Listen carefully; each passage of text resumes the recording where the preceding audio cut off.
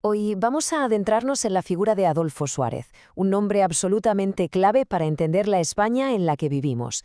Fue el hombre al que le tocó una tarea que sobre el papel parecía, directamente imposible. Y es que esa es la pregunta del millón, ¿verdad? ¿Cómo se hace algo así? No estamos hablando de una revolución violenta que viene de fuera, sino de una transformación desde las propias entrañas del régimen. Vamos a ver cómo demonios lo consiguió. Bueno, para entender esta historia tenemos que viajar en el tiempo. Hay que imaginarse la España de después de Franco, un país en vilo, lleno de incertidumbre, de miedo, y en mitad de todo eso aparece un protagonista que dejó a casi todo el mundo con la boca abierta. Porque, Adolfo Suárez no era un revolucionario ni un disidente, que va, él venía del mismísimo sistema, había ocupado cargos importantes dentro del franquismo. Así que claro, cuando el rey Juan Carlos I lo nombró presidente, la gente no daba crédito, ni la vieja guardia del régimen, ni por supuesto la oposición democrática. La pregunta estaba en el aire, ¿de verdad este hombre iba a traer la democracia? Pues aquí es donde la cosa se pone de verdad interesante, porque contra todo pronóstico, Suárez demostró que no solo tenía un plan, sino que era un plan maestro, y lo ejecutó con una velocidad y una audacia que, vistas hoy, todavía parecen increíbles. Fijaos bien en el ritmo, porque es de vértigo. Cada uno de estos pasos era un salto al vacío, un riesgo político tremendo.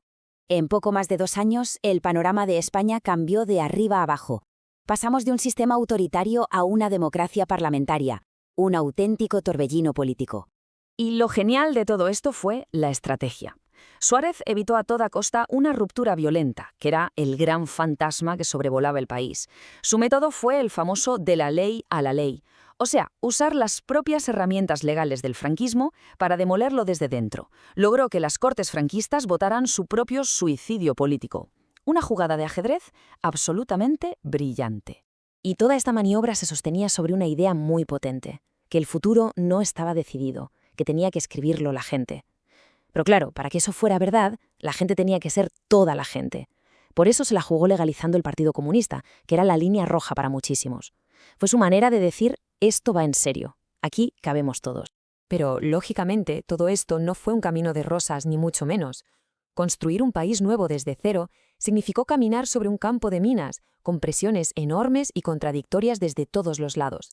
Es que este esquema lo resume a la perfección. Estaba literalmente caminando sobre el alambre. Por un lado, el sector más duro del ejército, los inmovilistas, que veían cada cambio como una traición. Y por el otro, los partidos de izquierda y los demócratas, que le pedían ir más rápido, romper con todo ya. Y él en medio, intentando que aquello no saltara por los aires. Y por si fuera poco, a ese cóctel explosivo hay que sumarle una crisis económica galopante, el terrorismo de ETA y otros grupos, y para rematar las guerras internas en su propio partido, la UCD. El desgaste fue tan inmenso que acabó forzando su dimisión en enero del 81. Y muy poco después de dimitir, llegó la imagen que ha quedado grabada para siempre en la historia de España. El 23F. Militares golpistas entrando a tiros en el Congreso, gritando todo el mundo al suelo. Y en medio del caos, 3 personas se quedan sentadas en su escaño, una de ellas Adolfo Suárez. Su figura, quieta y desafiante, se convirtió en el símbolo del coraje de una democracia que se negaba a morir. Y ahora, si nos parece, vamos a dejar un momento la política para entrar en un terreno más personal, porque la historia de Suárez es también la de su familia, y es una historia muy dura, marcada por la tragedia. Mientras la figura pública de Suárez se agigantaba, su vida privada se desmoronaba.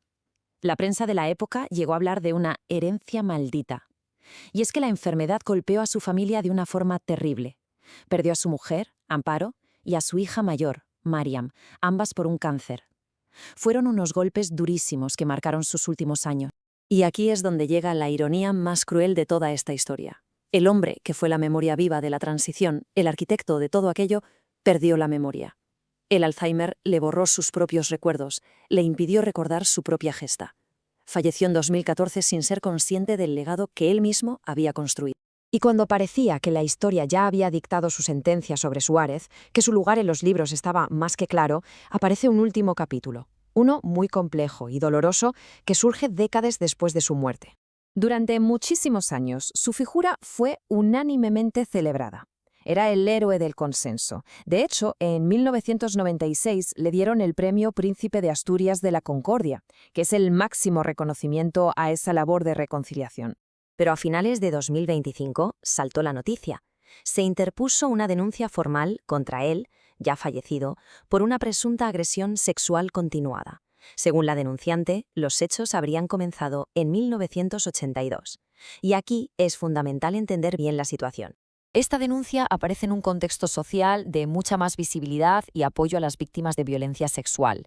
Hay que dejar claro que, al estar Suárez fallecido, no puede haber un proceso penal, es decir, no hay juicio posible.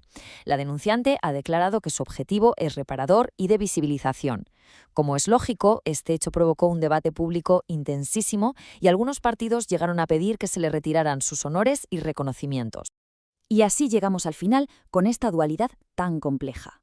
Por un lado, el hombre aclamado como el arquitecto de la democracia moderna en España. Por otro, una figura cuyo legado se ve ahora enfrentado a una gravísima acusación póstuma. Y esto nos deja con una pregunta flotando en el aire, una pregunta sin respuesta fácil.